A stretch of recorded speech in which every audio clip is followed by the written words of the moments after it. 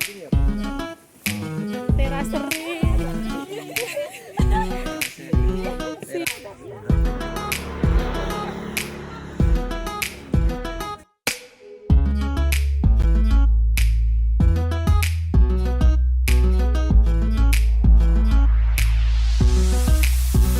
Assalamualaikum warahmatullahi wabarakatuh. Selamat pagi semuanya. Di sini kelompok kami akan mempresentasikan hasil observasi yang kami lakukan. Sebelumnya kelompok kami akan memperkenalkan diri.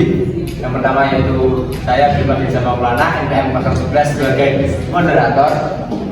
Saya Widodo, NPM 006. Saya Muhammad Alvin Indranas, NPM 045. Saya Deriba, NPM 001. Saya Rahmat Narisi, NPM 058. Saya Nabila Nabila, NPM 046.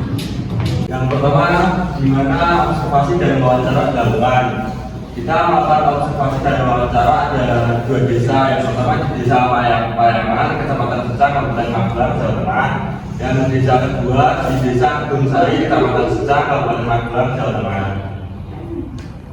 Selanjutnya, apa itu smart farming? Smart farming adalah metode manajemen pertanian yang menggunakan teknologi modern untuk meningkatkan kuantitas dan kualitas produk pertanian melalui teknologi pemindaian tanah, manajemen data, akses GPS, serta teknologi Internet of Things. Selanjutnya, mengapa sih kita memilih smart farming dan desa payangan? Sekarang ini, pertanian merupakan potensi besar yang bisa kita temukan di Indonesia. Untuk desa sendiri menunjukkan potensi untuk menerapkan metode smart farming karena di desa ini lahan sawahnya masih luas dibanding dengan Kedung Sari yang kita observasi juga itu lahannya sudah sempit. Karena apa? Karena sudah dialihkan ke bangunan-bangunan besar seperti Gedung Sidotopo ini dan satu lagi Gedung DLH. Nah itu sebenarnya dulu juga sawah tapi dijadikan gedung. Untuk desa ini sangat berpotensi juga karena lahannya yang luas dan terdapat juga sekolah pertanian yang ada di Desa Payangan itu sebagai pemuncul tenaga ahli dalam pertanian. Karena kawasan yang lebih luas. Next. Nah, yang kedua berdekatan dengan area sawah sekitar. Nah, mengapa dengan alasan sawah yang luas dan berdekatan dengan sawah sekitar itu bisa menyebabkan potensi yang lebih tinggi kepada desa Payangan? Hal ini disebabkan karena dengan sawah yang luas dan saling berdekatan itu nanti beberapa teknologi bisa digunakan secara bersamaan. Beberapa teknologi modern yang bisa digunakan atau berpotensi untuk digunakan di desa Payangan ini, yang pertama ada blockchain. Nah, blockchain ini merupakan suatu teknologi yang bisa mendeteksi tentang cuaca.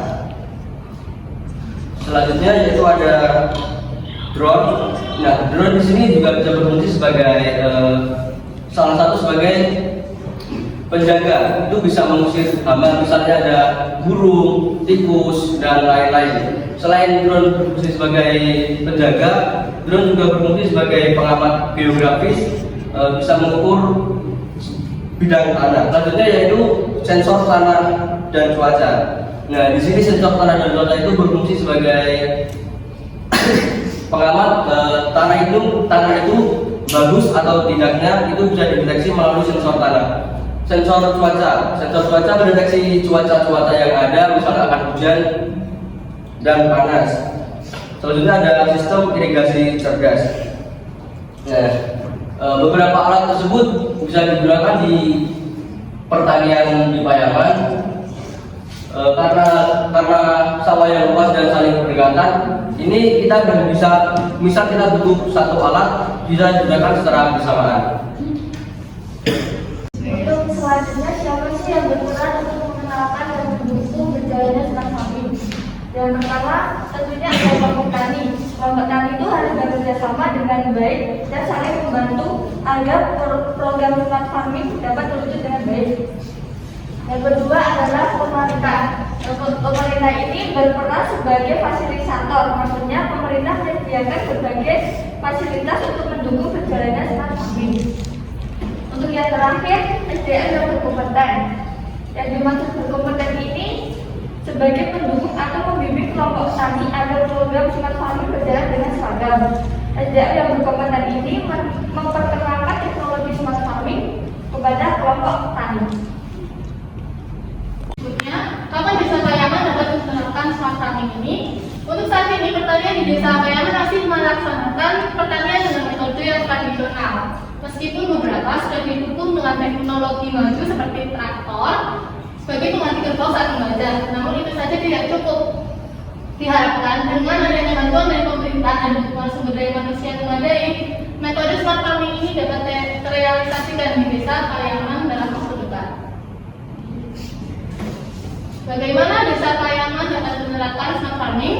Dalam menerapkan metode smart farming perlu adanya dukungan dari pemerintah, khususnya bantuan teknologi, sosialisasi dan pelatihan, serta menyediakan pasar bagi para petani. Salah satu solusi untuk menyediakan pasar bagi para petani yaitu memperluas pasar bagi para petani di dalam negeri dengan cara mengurangi impor beras, sehingga kebutuhan pangan di Indonesia tercukupi dengan pasokan dari dalam negeri.